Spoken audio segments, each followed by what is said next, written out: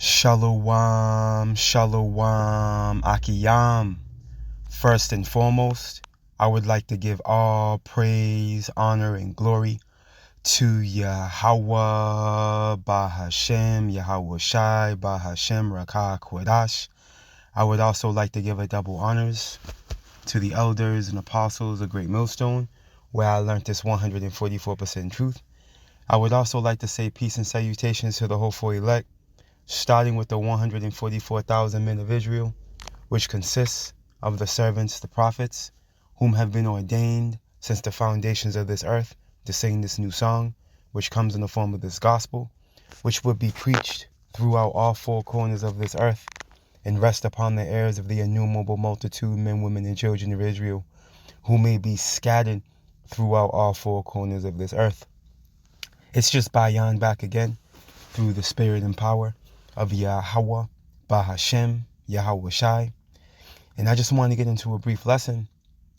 All right, speaking on this this clip on Redacted, where, they had, Conor McGregor. They've had him, on the show many times before. He's the ex advisor of Trump. So he knows what's going on. He has, inside information. He's been around the rodeo, so, for the most part, you could take what he says, you could, chew up the meat, spit out the bones, or what have you, but it's funny because a lot of the times when he's speaking, he's tapping into prophecy without even realizing it, and that's the spirit, as it tells us in Psalm 64, their own tongue shall fall upon themselves, man. Because, hey, prophecy, this is the time we're in. We're in the time of prophecy. Prophecy is pretty much the end-all, be-all.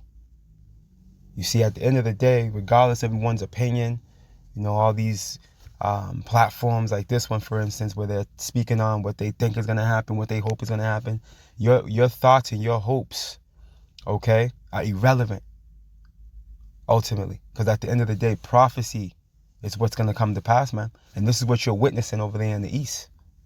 Okay, you're witnessing prophecy take place, man. And there will be no peace. Okay, there will be no peace. These peace deals, all right, between Trump and Zelensky and Putin, all right, and not what's his name, Netanyahu or whatever, not a Jew, we call him, Netanyahu or what have you. Hey, it's not gonna stop. All right, what's going over there in the East with them Palestinians? All right, and them small hats, it's not gonna stop. All right, the tensions between Russia and Ukraine, not gonna stop. Okay, the fallout, okay, of this beast system via the NATO and the EU, it's not gonna stop. It's all gonna progressively get worse and worse. Why? Prophecy says so. Okay, at the end of the day, all right, Russia's gonna be used to rain on the parade of Babylon, man. All right, this is end time prophecy speaking right before our eyes, man. And right now we're witnessing, as the scriptures say, rumors, man. As a matter of fact, let's start with that. And I'm gonna play that clip. That clip's about roughly 15 minutes long, give or take. We're gonna play it. There's some heavy points made within that clip. Let's get this real quick. The book of Jeremiah, chapter 51.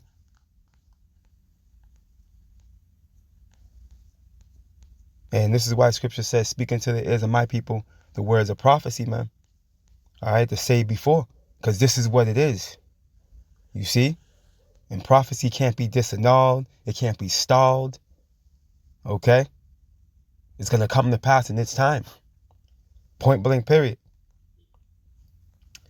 All right, this is the book of Jeremiah, chapter 51 and verse 46. And it reads, unless your heart faint, and ye fear for the rumor that shall be heard in the land. A rumor shall both come 1 year, right? And after that, in another year shall come a rumor, right? And a violence in the land, ruler against ruler, man. So this is going to go from rumors, okay, to ruler against ruler. War's gonna unfold, man. And when you get this word real fast, we're gonna go back to that Jeremiah and read down a little bit.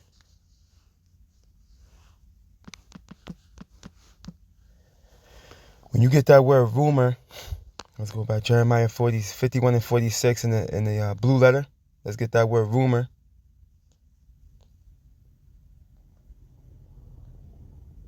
Oh, Salakia. Let me put this in the KJV.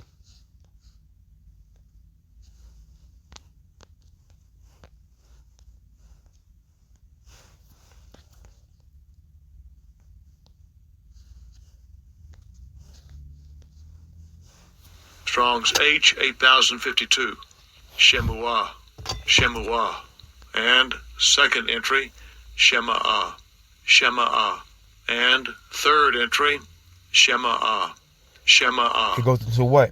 Report. News. Okay? Rumor. And this is what we're bringing forth to you now. We're reporting on the news, okay, of this eventually what's going to boil over into the Third World War. Okay? And this is what we are to do. Okay? And this is what's happening. It's being reported on, man. There's news on it. Regarding where this thing is going. All right? Globally.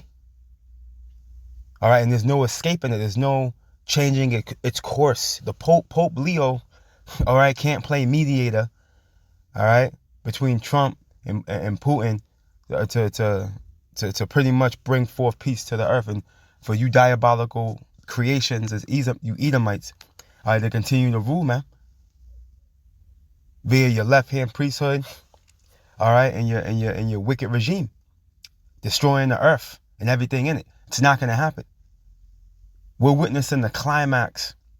We're witnessing the downfall, okay, of your rulership, man. All right, and it's going to come with you being visited with evil. You see? And it's going to come with you ultimately being divided amongst yourselves. You see? These triangular relationships you have amongst each other, it's all going to fail. It's all going to collapse. You see? Because why? It's the will of the Lord at the end of the day. All right, let's continue on here. Jeremiah 51 and 47. Therefore, behold, the days come that I will do judgment upon the graven images of Babylon. Man, see, the Lord's going to do this thing. You see? The Lord's going to do it. And her whole land shall be confounded. You see, you people are going to be confused, perplexed, in a state of confusion and disbelief, man. All right, that you got to duck for cover. Because there's weapons of mass destruction on their way in the form of ICBM missiles that are going to reshape this landmass. Let's continue on. And all her slain shall fall in the midst of her, man. All right, it tells you in Revelations 11 that 7,000 men are going to be destroyed, man. That's telling you what? A complete number. There's going to be a complete destruction over here, man. Only the elect are going to make it out, pursuant to Revelations 11. Only the elect are going to make it out by the skin of their teeth, man. And they're going to give praise to Yahweh Ba'ashem Yahushai, man. Here we go. Verse 48. Then the heaven and the earth and all that is therein shall sing for Babylon. Right. And the heaven and the earth, okay, are going to sing for Babylon, saying what? For the spoilers shall come unto her from the north, saith the Lord, man. Let's read this again. Then the heaven and the earth and all that is therein shall sing for Babylon, man. All right, go read Revelations 18. Okay? In 1 hour. It's only going to take 1 hour to eradicate this place. For the spoilers, right, which are the missiles, shall come unto her from the north, saith the Lord Yahweh. What's this talking to? The north country, man. The northeast. All right, this is talking to Russia, which was once the Medes, the land of the Medes. You see? That's why when you go here,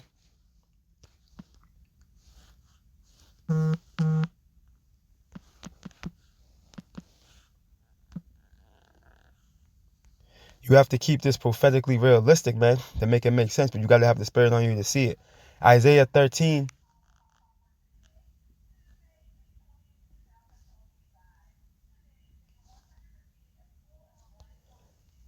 In verse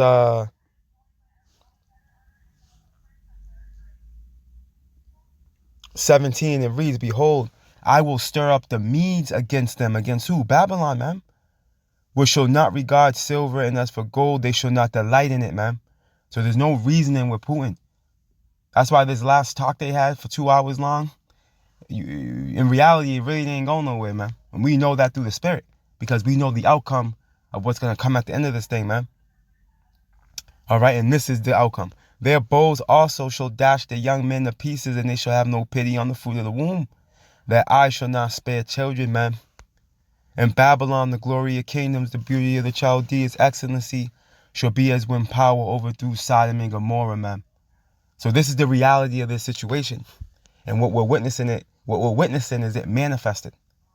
Okay? Now I'm going to play this clip. All right, through the Spirit.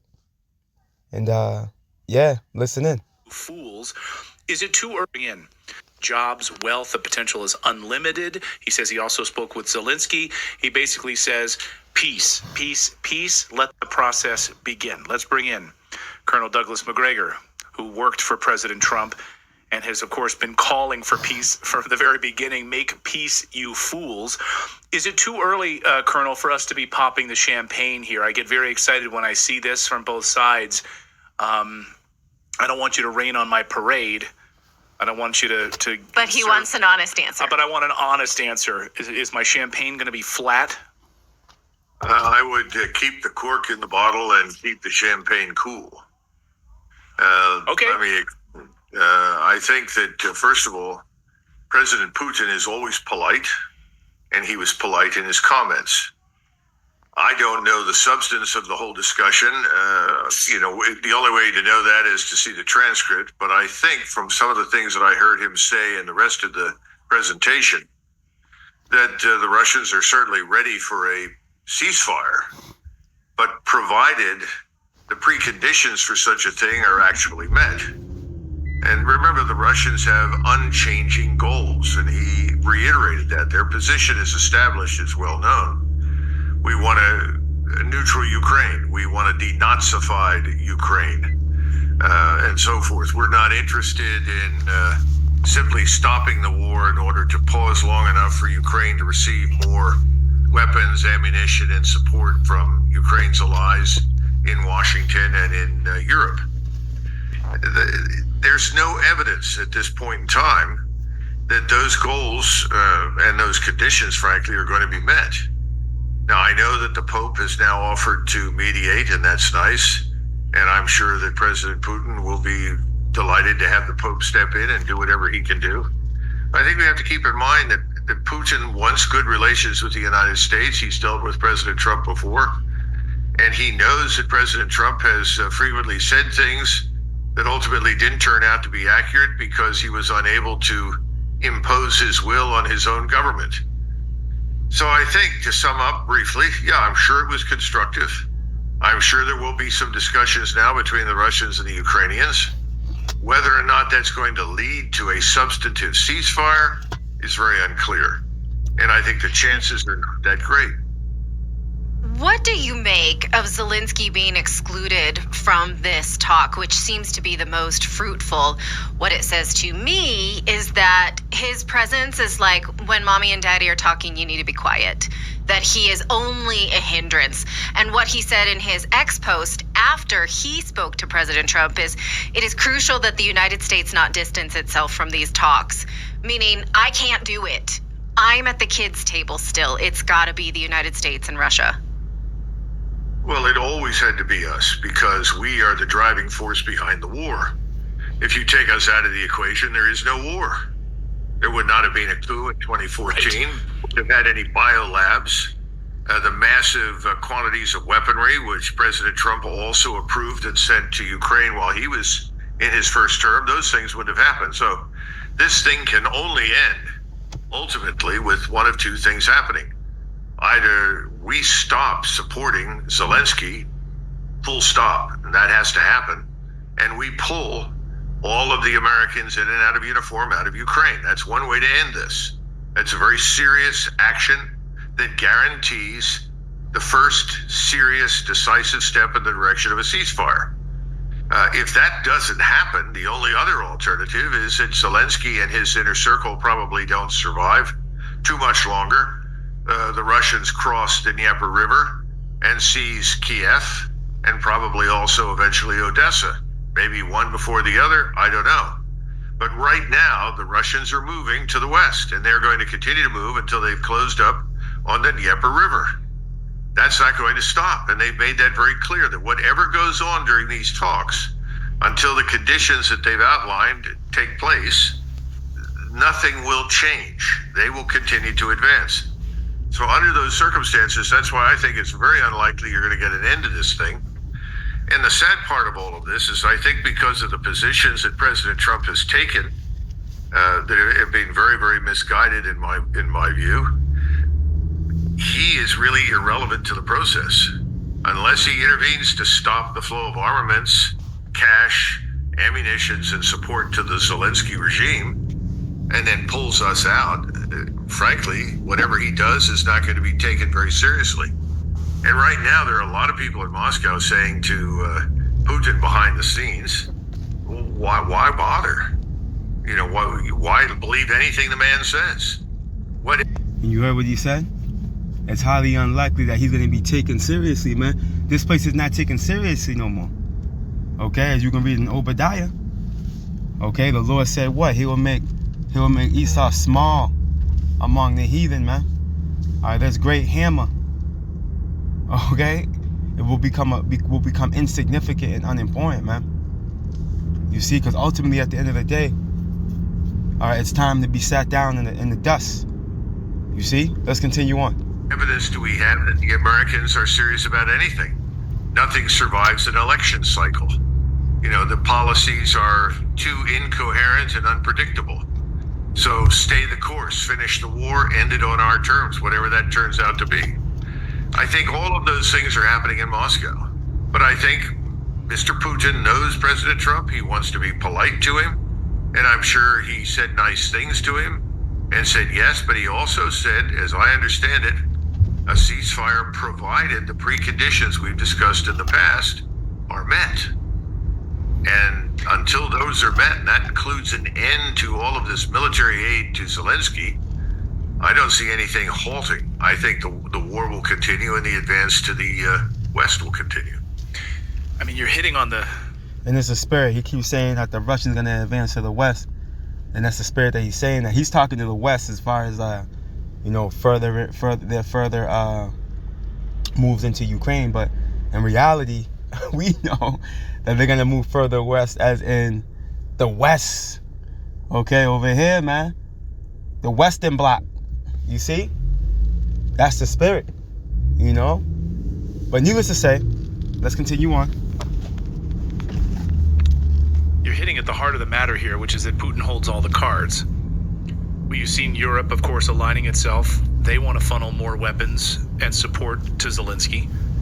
Even when Trump and J.D. Vance had that White House meeting where they chastised Zelensky and said, we're not going to be a party to this. You don't hold the cards here. It seems you worked for President Trump. What can he do here, if anything, to stop this? Does he have the power over Europe to say, stop sending weapons into Ukraine, stop supporting this, stop supporting Nazis inside of Ukraine, all of that? I mean, it seems like an incredibly tall order. If not, then are we just going to continue this? Does this war just continue for years? Well, listen, first, you're right. Absolutely right, Clayton. He can bring tremendous pressure to bear on our allies. There are things he can do. But for whatever reason, he has chosen not to do that, and I don't see any evidence. It's because of the Lord, man. The Lord's not allowing him to do it. You see?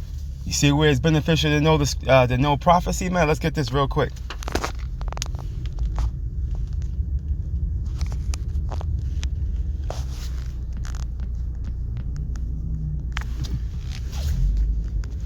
This is the book of Proverbs, chapter 21, and verse 1, and it reads, the king's heart, which that word heart in the Hebrew is lab, all right, which is your mind. All right, so let's read it in context. The king's mind, right, is in the hand of the Lord Yahweh. Okay, it's in his hand. When something's in your hand, you have control of its destiny, man. You control its trajectory. You see, as the rivers of water, he turneth it whithersoever he will. Okay, every way of a man is right in his own eyes, but the Lord Yahweh pondereth the hearts, man. Okay, Yahweh Ba'ashem Yahushua is in full control of what these kings of the earth are doing, how they're moving, and what they plan on doing. Okay, full control, man. And at the end of the day, that's what it is. That's why Trump refuses to do what you would think he would do, what you would think would be, you know, a smart move or common sense. Okay? He's not doing it because Yahweh Ba'ashem Yahushua is controlling this thing, man. He's controlling their minds, man. The angels are down here working, man. All right, as the angels minister unto us, the servants of the Lord, hey, guess what? They're also ministers unto these kings of the earth. You see, directing their moves, man. Why do you think Trump got the spirit on him? There's a sign all these executive orders, man, into place. You see? It's the Lord doing this, man. He's controlling this. We're getting to the end of this thing. We're here. We're at the end of this thing. And now we're just waiting for all of it to come together, man. Let's go. Is that he's suddenly going to turn around and do it. That's why the easiest thing for him is to put the Europeans who refuse to play ball on his terms in an indefensible position. What is that? Pull the plug on Zelensky. Pull the plug on Kyiv. Sorry, folks, we're out. We've had it. We'll be happy to host, the peace conference, but we're out. We're not doing any more. Remember that the European leaders are not reflecting the views that their populations hold. No one in Germany wants to go to war with Russia. Forget it. I don't see any evidence that anyone in France does. Now, I don't know what is going on in Great Britain, and I think it's almost impossible to tell. That place is so heavily censored and so oppressive these days, I can't evaluate. But my sense tells me that there aren't very many Englishmen lining up to go to fight in Eastern Europe. The Poles have made it abundantly clear they don't want anything to do with the war there. Now you have the crazy Estonians that have tried to provoke the Russians, and now they're in a lot of trouble because the Russians have taken a tanker, and they made it pretty clear that they could shut down Estonia, in 24 hours, unless the Estonians shut up and start behaving like adults. But they don't want to do that. They don't want to be drawn into that. And of course, that's exactly what somebody like Mark Rutte would cheer on. He'd love to see that because he's part of this globalist elite class that wants to lead Europe, further down on the road into hell, where they've practically hit bottom as it is.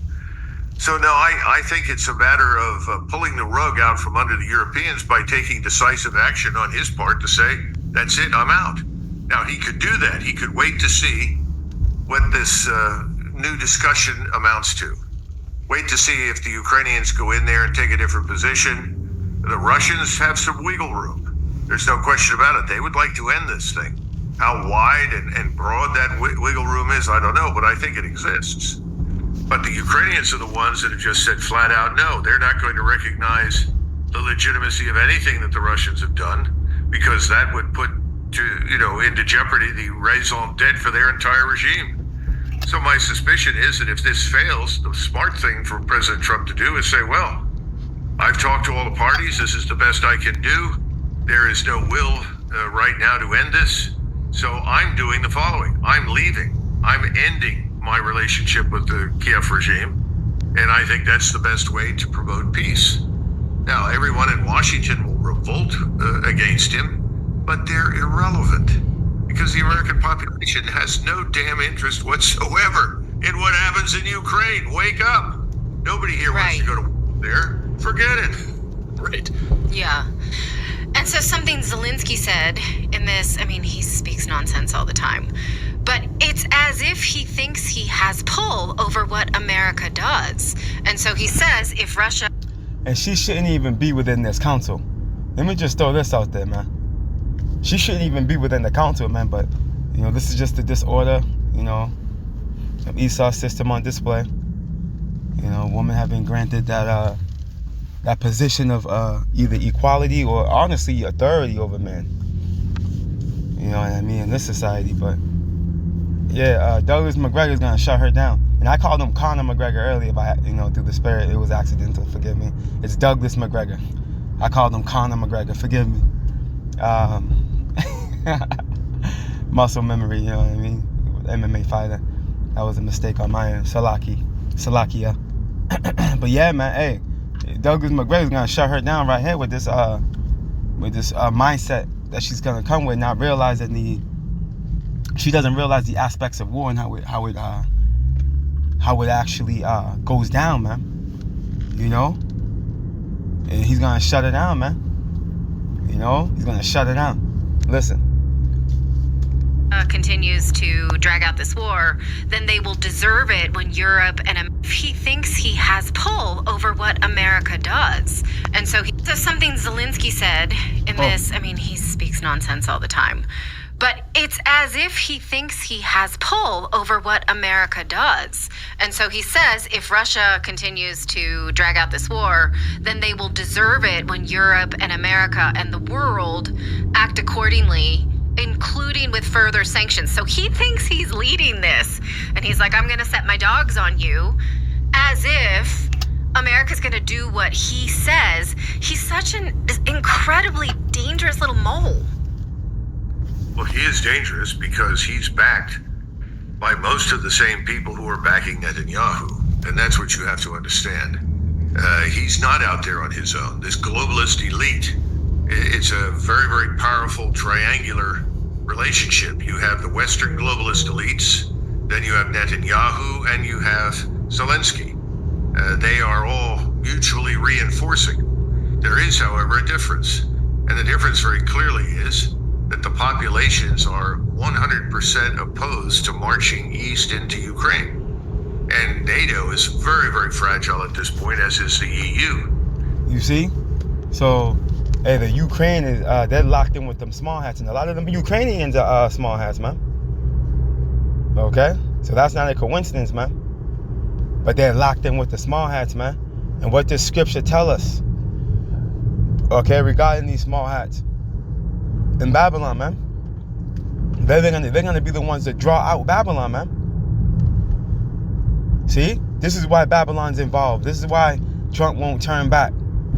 All right? And seek peace and pull the rug from underneath Ukraine. Because he can't. Okay? Prophecy's being played out. Though it tarry, wait for it. Because it will surely come. It will not tarry, man. There's no such thing as you having the ability to control your destiny, man. Okay? The destiny of this thing are missiles flying. There's gonna be a thermonuclear fallout, man. The prophecies tell us this. All right, and this is the reality of the story. Let's continue. Those institutions are not going to survive this experience. I don't care what anybody says publicly. Behind the scenes, those are dead men walking. So frankly, if you're Putin right now, you thank everybody for their interest in peace, you compliment them and pay tribute to them and thank President Trump and all the efforts that he's making, and you send people out to talk, and you turn to the general staff and says, let me know when you're on the outskirts of Kiev. Jeez. Well, Colonel, we'll get you out of here on this. Last week, you heard from the Trump administration that if Putin doesn't come to the peace talks table, we're at massive sanctions, like crushing sanctions. Of course, we heard that under Biden, and Russia's GDP has increased. Their factories are humming along. They've moved further away from the U.S. dollar. They've aligned themselves with BRICS nations even more closely with China, etc. So those sanctions absolutely had the opposite effect And then we heard from J.D. Vance today on a gaggle on an Air Force plane saying, if Putin doesn't come to the table on this, or if we don't have peace talks, then we're getting ready to say goodbye. So what two things, how do you square those two things? Massive sanctions, number one, would those work against Putin and Russia? Number two, we're just going to walk away. Is that possible? The U.S. would just totally wash its hands and walk away? Well, I think, first of all, you've answered your own question. No one in Russia is surprised by the sanctions threat. They're quite prepared for that. Remember, Putin just a few weeks ago spoke to the leaders of all the major industries and firms in the private sector in Russia and said it's time to come to terms with reality that these sanctions are never going to go away. The West is not going to finally wake up and turn back towards us and recognize that we're not the enemy. So we have to build bridges elsewhere. Those bridges are being built. It's called BRICS. And of course, you have the other supporting organizations like the Shanghai Cooperation Council and other entities, but they're all part of the same. Let's move away from the United States. Let's get out from under these people. Let's no longer be dependent upon them so that we can live in peace. In other words, in a very interesting way, the Chinese, the Russians. See? And that's prophecy, man. That's prophecy. Matter of fact, I gotta go get this. We quoted it earlier. Okay? The tail end. Salakia. The tail end of that precept in Psalms 64. Let me get this real quick. Right here. The book of Psalms, chapter 64 and 8. So they shall make their own tongue to fall upon themselves. All that see them shall flee away, man. Okay.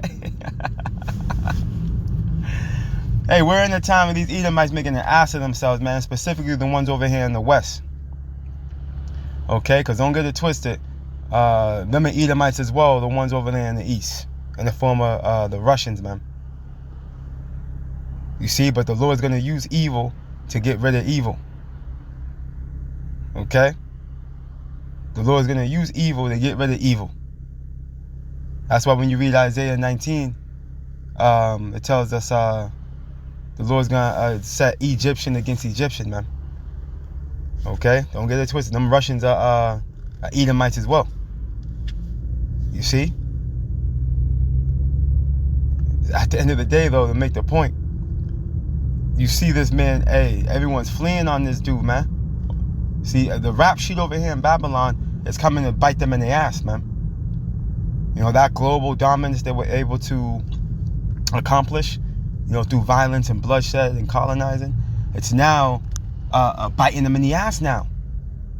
That reputation they had of just going to bomb on nations that don't comply, man. Sending economical hitmen, I believe you call them. Okay?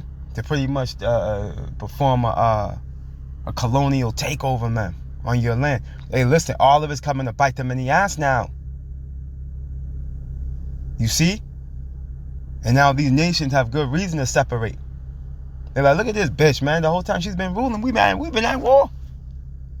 There's always some type of skirmish going on with her under and sitting in the driver's seat, man. We're always getting into shootouts, man, with her in the driver's seat, man. She's driving into enemy territory constantly.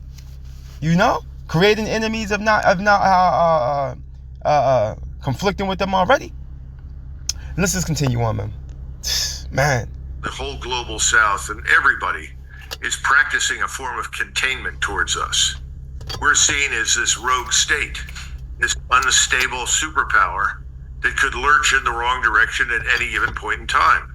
So what do? Well, you put as much distance between you and them as you can. And that includes reducing your economic dependency on them. So I think that's really what's going on. And I don't think anybody in Russia is terribly worried about the sanctions. And I know that President Trump continues to impute great importance to them, though I think privately he would like to get rid of them entirely. Oh. But you have something similar happening in the Middle East, and I think you need to understand that the Ukraine business is going to go away for the reasons we've already discussed. This war is going to end on Russia's terms. Vance is right. We'll just walk away because we can't do anything else. And eventually we will lift the sanctions. But in the meantime, we can't do that for fear of looking as though we've lost. Well, welcome to the real world. we lost a long time ago in Ukraine, and we've lost badly in Europe. It's not going to be a nice withdrawal from Europe. The years ahead, it's going to be ugly, and our position in that part of the world is going to be terrible. But when you go to the other pole in this triangular relationship, Mr. Netanyahu, that's a very different set of circumstances, because Zelensky commands very little influence on the Hill. He is given tacit support, but Mr. Netanyahu commands far more influence in the Senate and the House than President Trump does. So the obviously, outcome we saw that. is different. Sorry, I was going to say we saw that over the weekend with all the Israeli anniversary celebrations. It was cacophonous. Sorry. No, you're dead right, Natalie, and people need to take that seriously. They need to understand that when it comes to anything of importance to Israel, Mr. Netanyahu is the de facto president, not Trump. 100%. Yeah. I've long been saying that here on the show, and people get angry with me when we say the real president of the United States, but that's the case. Sometimes I maintain this illusion when I see the things that President Trump does, because he built so many bridges last week in the Middle East, and it was incredibly encouraging that Israel was not leading him to do those things, and in fact they weren't in Israel's interest. And then he comes home, and the first thing he does is an anti-Semitism message on the White House X account. And I think maybe there's a play here that I just can't see, that he's trying to be nice in order to back us out of this. And I don't know how that would work. This is just my blind faith. Yeah, going all the way back around to the point.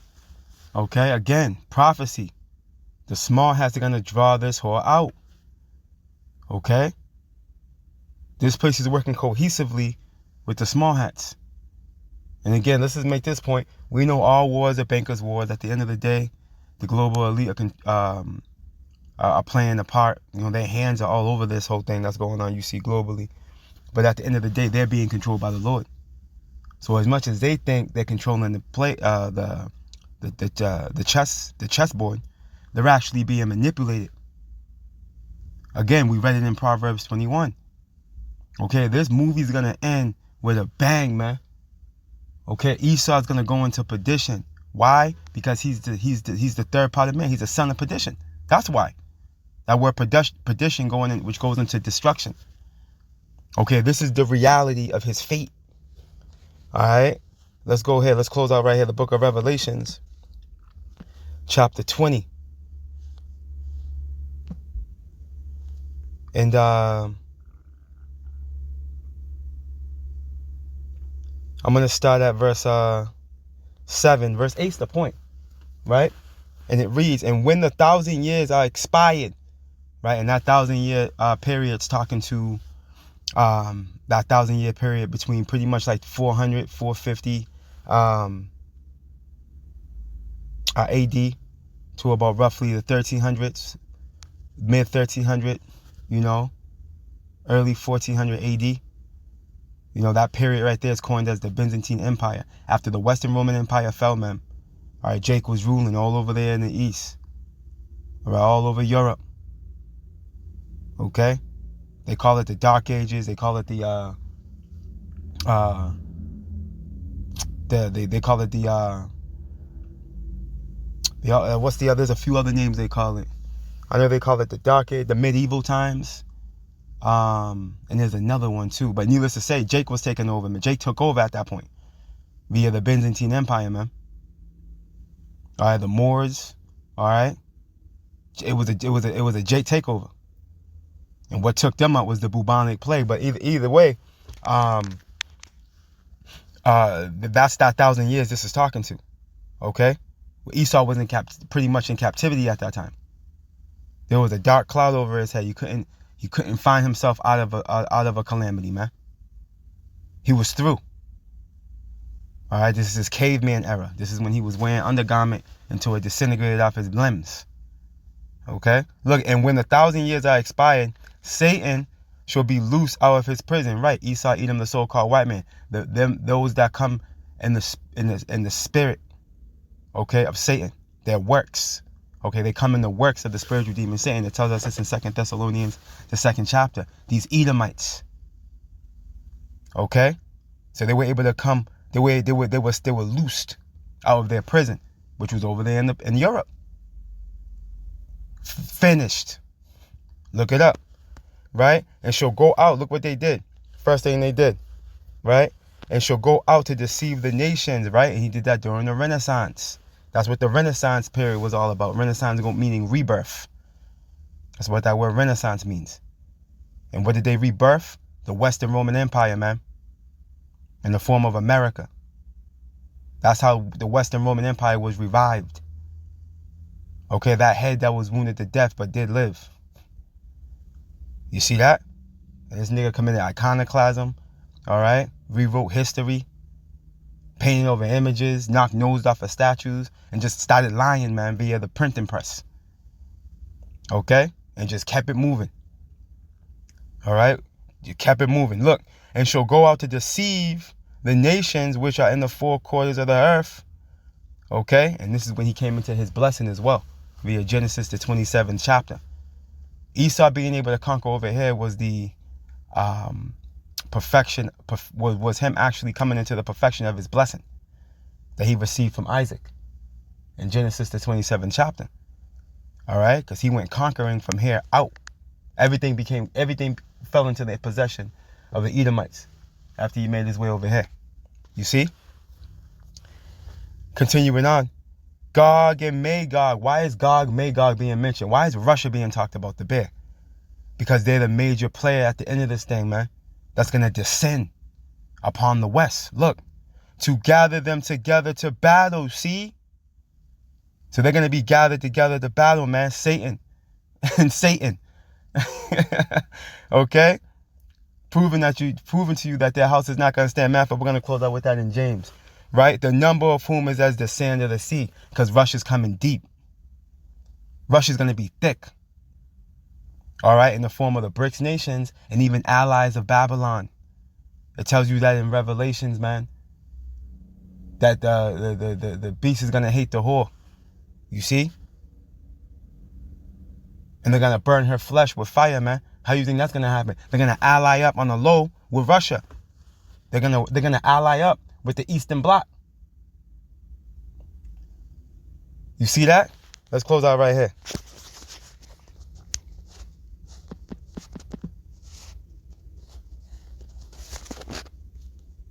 No, it's in Mark.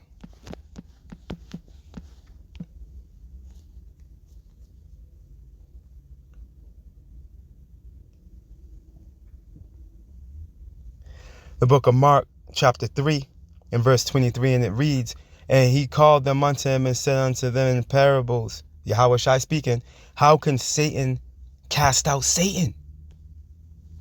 Right? How can Satan cast out Satan, man? Because as you see two Edomites casting each other out. All right, because think about it. If Russia and Babylon would be cohesive, think about how powerful they will be versus these other nations. Come on, man. Think about that. But the Lord's not allowing that. All right, the Lord's got a schism in between them.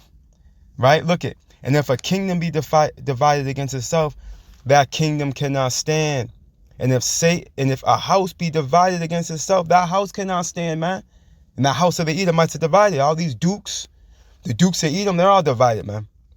Look, and here's the point. Mark 3 and 26. And if Satan rise up against Satan himself and be divided, he cannot stand but have an end. And this is what we're witnessing. Kahalayim la Yahweh Ba'ashem Yahweh Shai, man. And we going home soon, Akiyam and Akwaf. Relish in these moments, man. All right? Relish in these moments and witnessing the fall of your enemy, man. All praise, honor, and glory to Yahweh Ba'ashem Yahweh Shai Ba'ashem Rakah Kwadash. Double honors to the elders and apostles of Great Millstone, where I learned this 144% truth. Lord willing, you Akiyam and Akwaf will edify. Shalom.